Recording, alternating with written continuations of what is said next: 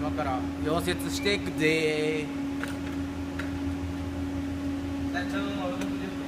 ここね、来るの。オッケー。ちょっと休憩。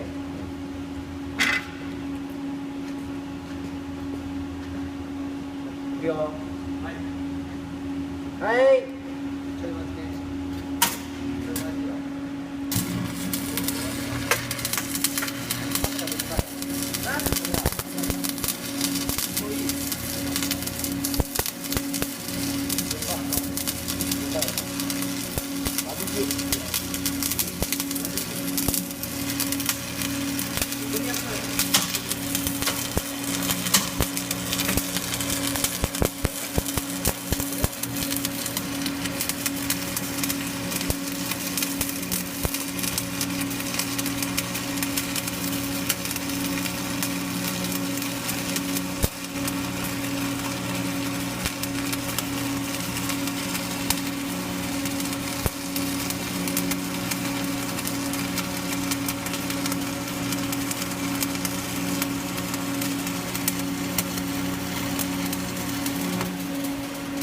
これが先ほどやった溶接。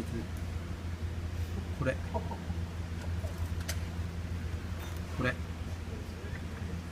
で、全然できんだけど、そのまましとけよ。で、撮影してくれたのがこの